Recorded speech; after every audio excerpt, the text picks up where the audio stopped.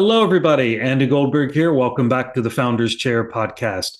Very excited to have on the show today Rosemary Eribe from Eribe Knitwear. Rosemary, welcome to the Founders Chair.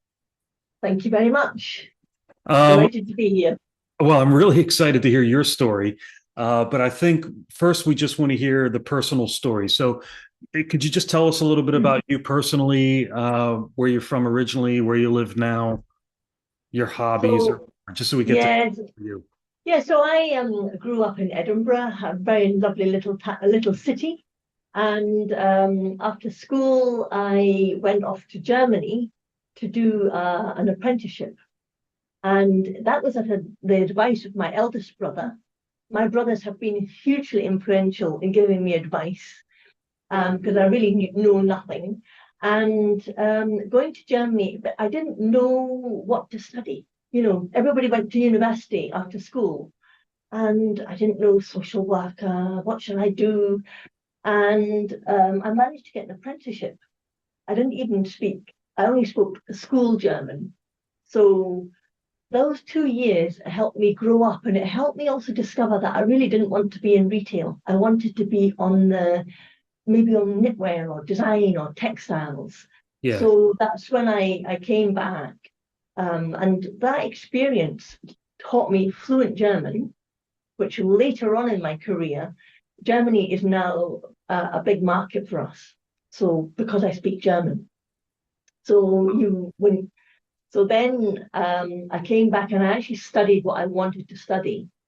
But they actually say the first job that you get is really important because if it's a difficult job, you might shy away from work or you end up in the wrong career and I had a very difficult boss. And I just thought, do you know what? I have to be self-employed. There is no other option because I just can't do this working for somebody else. So I did my 4 years. I came to Galashiels, which was an amazing college, and I learned everything about textiles, very little about business, but lots about textiles. And the advice that I was given when I finished my degree was when I said, look, I think I want to set up my own business was, no, no, no, no, don't set up a business. You don't know anybody. You don't know anything about business. Don't do it. And you know what? He was right, even though I did it. The reason I did do it was because I didn't have any money and I knew setting up my business, it would take me years to make money. And you learn how to live without money. So if I went off and got a job like all my friends did, I would be dependent on that paycheck. Yeah.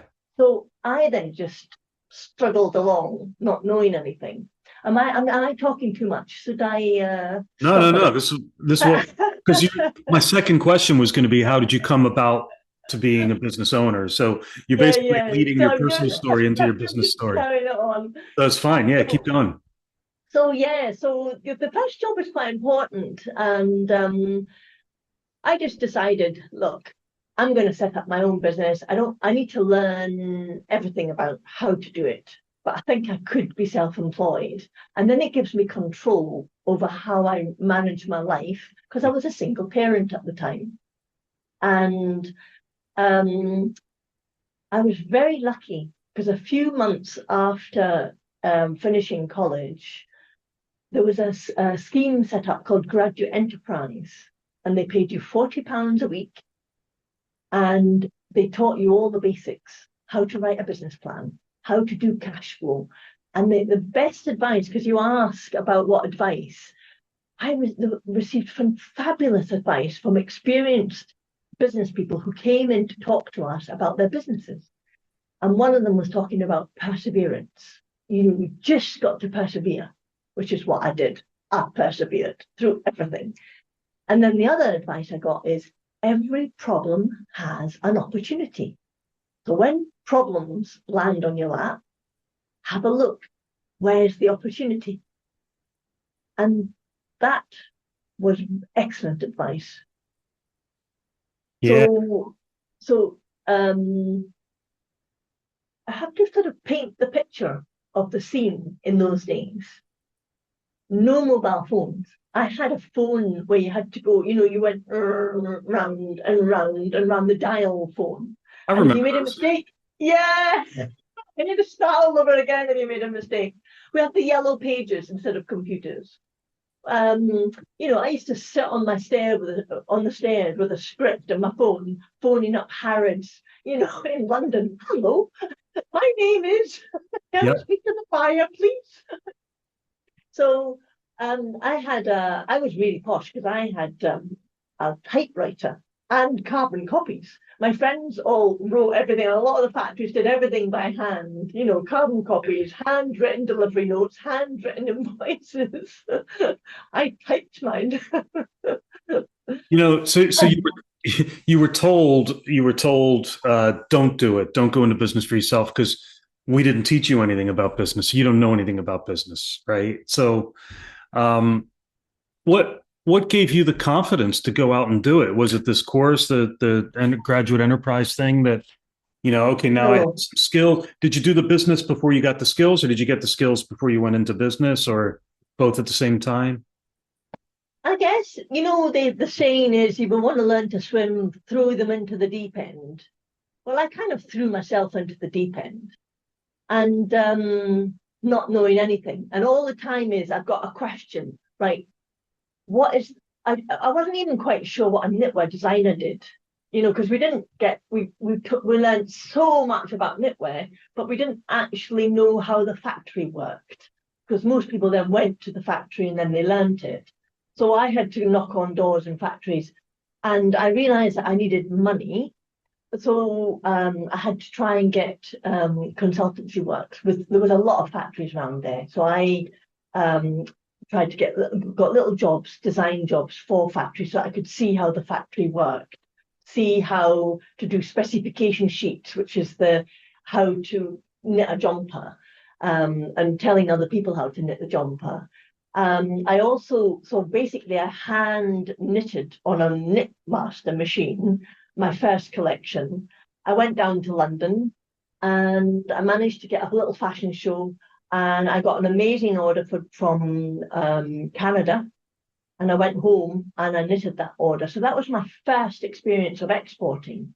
After that, I realized there was no way I could design, knit, sell, do all the invoicing, all the delivery notes, all the paperwork for the courier companies.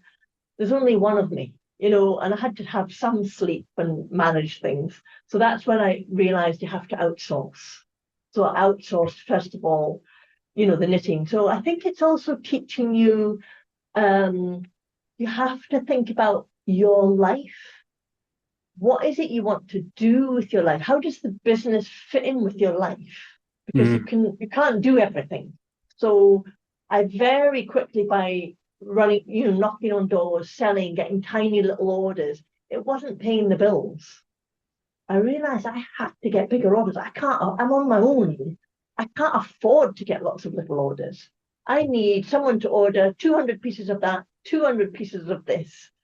Even though I am only from my little student flat, I need bigger orders. Otherwise, I won't survive. So you kind of have to think in terms of what do I need to survive? yeah. And I think that course that I did taught me about market research, and I always did market research. So I did market research in London, discovered that they didn't always pay. It was harder to sell in London because I wasn't German, I wasn't Dutch, I wasn't Japanese. They wanted the foreigners, and they weren't interested in a tiny little unknown Scottish knitwear designer from Galashiels. So um, I did my research. I tried America. America were terrible at paying. The stories that I have in America of putting my foot in when they're slamming the door and going, no, no, no, I'm from Scotland, come and see my knitwear. Um, and then after that bad experience, I went and I did more market research, and I discovered the Japanese love Scottish knitwear, and they had tons of money. Their Japanese yen was very strong. So I kind of joined, so I couldn't afford cashmere. So I did things it's like working what you can afford, get your part, partners, maybe working with other people Mm. who are a higher level than you. So I found somebody who did cashmere, and I said, well, let's work together. I could only do lamb's wool. And then I sold my whole collection in cashmere, which meant that I got a higher profit because she only did cashmere. So people would look at my collection and go, yeah, I'll have it in that yarn from my friend's yarn, you know. Yeah. And then it elevated me. Okay. So that's how to, you know, by having these strategic partnerships, isn't it? Is what they call it. So maybe this would be a good Strategic time for you. alliances. Sorry. Yeah. Maybe it would be a good time for you to tell us, Rosemary, a little bit about the company now, like what you actually do, what your specialty is, who you do it for. So yeah, I got this lovely saying from someone. So we create joy. That's kind of what we try to do. We try to create joy, confidence, and make your favorite garment, you know. Mm. And I've just received this lovely email from somebody, and she just said, look, the world needs more beauty and delight. And she was talking about her jumper that she had bought from us, and she's in America. It's one of the most beautiful things I ever owned, and my absolute favorite sweater, and I adore it. And I thought, oh, good, we're still doing the right job. So I'm not selling jumpers, I'm not selling knitwear, I'm selling, you know, joy or colour or confidence, comfort. And we work very hard in designing colour to make women look beautiful. Men do. And we have a sort of slight heritage to it. We're using the Scottish heritage, but we modernise it. And we work a lot with the colour. And the yarns are spun in Scotland or in Yorkshire, in England. So that's, and we make accessories, jumpers, sweaters, cardigans, Yeah. coats, dresses. Yeah. So that's what and we've got a small knitting factory now as well. Okay. So, you know, I started with one and we're now about 50 people. 50 people. Wow. 50, yeah. So there's about 50 of us now. Okay. So presumably that comes with its own challenges. Absolutely. Well, what would you Yeah. say? What would you say has been your biggest learning as a business owner over the years, Rosemary? I think one of the things in the early days was recognizing that it's one thing to get an order. The order is not a success until you've got paid. Because I just remember trying to get the order, getting the business for me was so important in the early days. But actually, people forget that until you've been paid, until your customer's happy, that whole transaction is not complete. You know, so that is very important. Yeah. Yeah, and other things is that I've learned is, you know, I've probably nearly been bust 3 times. Japanese market crashing, suppliers completely messing up and not supplying, buyers not paying big orders. So from that, in each thing I've learned so much. Luckily, when one of the times when the Japanese market crashed, I already had, because I'd established the Japanese market, I'd already got my plan B, which was developing the German market. So when that market crashed, I was already had my feet in the German market, and I just worked on getting that quickly up. So a lot of factories closed at that time because the Japanese market was too big for them. Was so important. So So you're kind of hedging your bets. yeah, and then also not taking orders that are bigger than you can afford. Because if they don't pay, you're in a big and I really think, you know, business is all about the people. You know, I've had a lot. You need a lot of people to support you, advice, or I've also had problems with like when a customer has a problem because we didn't know about something. You know, we delivered wrong, or the product wasn't quite right what they'd ordered, or something had happened, or we didn't get the paperwork right. Really important to use that as an opportunity. I've learned that the hard way. You just go, you face the dragon, you face your fear, and you speak to them and say, look, hands up, I've made a mistake here, please can I learn? And I'll sort it for you. And you put a lot of effort into it. And that way you actually create much stronger customers, much more loyal customers. Yeah, I remember meeting a customer in Paris, and she'd come all the way from Australia. She went to Australia to Paris to do her shopping, and she'd been a really good customer of ours. And she made an appointment to see me. She had to travel to meet me. She gave me such a welcome. I mean, she was just like, absolutely, your collection's gone downhill. You're just the wrong. And she just gave me. I was so surprised because I was expecting a nice order, you know. So I was like, oh my God. Years later, I knocked on her door again and went to, because I've been building the Australian market up. I went to visit her and said, look, I've come to say hello. I've improved my collection. I want you to see it. You know what? She's back on track. She's been a really good customer since. She was so delighted to hear that I had listened to her. And that was learning from her. And I was able to say, look, I've done it. What do you think? And I think, and sometimes it can take a few years, you know. Sure. Well, you're building a friendship, you're strengthening a relationship, and relationships have ups and downs, and you've got to bounce back after the downs. And like, I mean, that's a beautiful story. I love that. Yeah. Yeah. So what would you say has been your biggest challenge during the years, Rosemary? I mean, obviously there's always challenges and ups and downs like we've been talking about. What would you say has been the biggest challenge you've had to face, and how did you work through it? Did you have somebody there to help you, or did you do it on your own? Well, Brexit was, I'm sure. So because we're in Scotland, it's a small country. It's actually easier. It was easier for me to export than it was to sell in my own country. And so when we were trying to prepare for Brexit for years, and of course the government wouldn't make a decision right up to the last minute.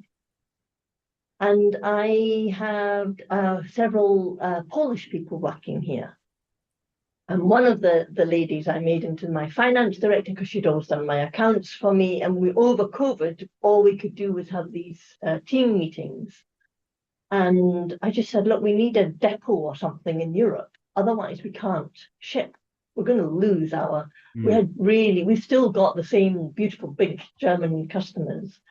And I said, and we've built up agents all over Europe, and we've got really good customers in Europe, and I didn't want to lose them.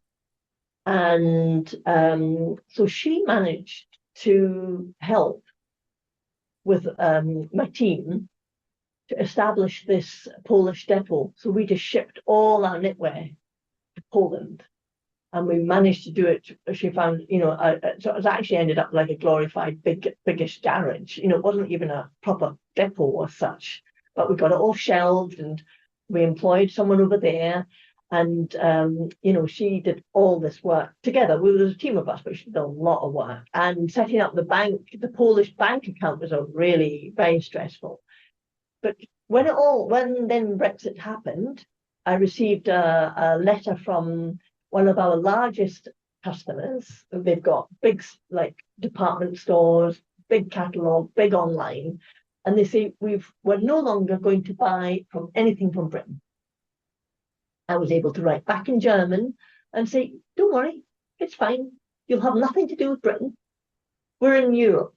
You're going to have the invoices in euro. You're going to have everything in euro. There's going to be absolutely no problem. Just pretend you're buying our knitwear from Europe. It's fine. Well, the buyer was just so relieved because they've got to find new products. She didn't have to find new products. She was selling our knitwear. So our business just went woof, because so many of the UK people just went, can't ship. If you remember, the containers were stuck. Yeah. the backlogs of all the lorries trying to go in and out for every single order, whereas we were just shipping everything to this one depot and then getting it distributed from then. And it just, that was really what made this business grow. So that was our biggest headache, huge headache. But actually, it's like that making a problem into an opportunity. Yeah, that's right. And I found COVID to turn into a massive opportunity for me. Of And course, you're online. as horrible as it was, like people died, like hundreds of thousands of people. It's horrible. Mhm. Um, and it had its problems, but so many businesses managed to pivot and capitalize on, and then some didn't. We're talking on Zoom right now, and nobody was on Zoom before COVID. Everybody was on Skype or Teams, and now Or so many, visiting, or visiting. we're seeing people face to face, Yeah, right? yeah, And yeah. everybody's doing it on Zoom. Like, what a massive opportunity for them. But yours is a great example of taking. So It because could have been tough. because before COVID, I don't know if you remember, but everybody wore black. Black was the color before COVID. You went to like the Japanese, everybody looked really smart, black. And then suddenly nobody really wanted suits or needed suits or jackets or anymore. Everybody wanted to be comfortable. You're at home, you're working, you're doing meetings like that. So we had told all our customers, cancel all your orders. We'll sort out the problems. You don't, because all the shops, of course, had to close. And we had so many shops that just said, we want more, we want more, we want more, because everybody wanted colour that they couldn't buy. We were already doing colour. And knitwear is so comfortable. Yeah. And knitwear is ideal for home relaxing So yeah. So that also then, what was the combination of all the different disasters, Yep. like it was an opportunity for us. Amazing. So what's the next big opportunity? What's the next big thing for you in your business, Rosemary? What do the next 1 to 3 years look like in terms of growth and opportunity and challenges? Yeah, I think it's really getting more engagement with our wearers because we're a wholesale business. And even though we're a wholesale business, that was a retail, an individual that had at the beginning that I read who was wearing our knitwear, who had bought it from a shop and then is coming to source. So we will by us looking after our wholesale properly, I need to understand the wearers. And we are engaged. I have a little showroom here where we work. We work from an Edwardian house with a garden, and we had chickens, after COVID and fish and everything. I'm trying to keep the sort of home, because we always work from home. I always work from my home. So it's keeping that working home from home feeling. And Yeah. So that's the kind of feeling that we're trying to do. Yeah, it's a lovely building. I saw it on your website. Oh yeah. Beautiful picture.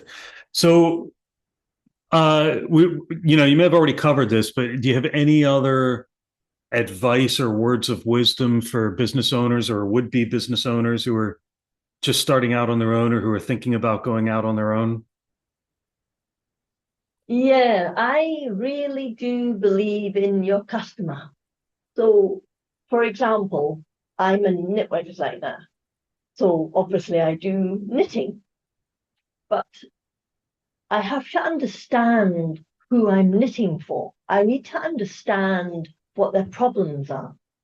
And you also have to understand what else is being knitted. So you have to understand what your competition is. And you have to understand, if you can understand people's problems, you can solve them. And one way for me, my way of it is visiting. So I'll go and visit a shop. And even to this day, we have over 500 customers of all sizes. I will still jump in the car and do cold calling or visit old lapsed customers, because that's one way I can learn what we should be designing. What is it that they need? What is their problem? What problems do they have? And then I can hear firsthand, I have got such a headache at the moment. This is just not moving. People are doing this. What can I do? And I'll go, I'll do this. I can help you. And then I can help a lot more people just by understanding what it is what is their problem. So, and you can, so being a knitwear designer, I can also adapt into what yarns. Climate's getting warmer, so I've been going lighter and lighter weight, but retaining the Scottish look.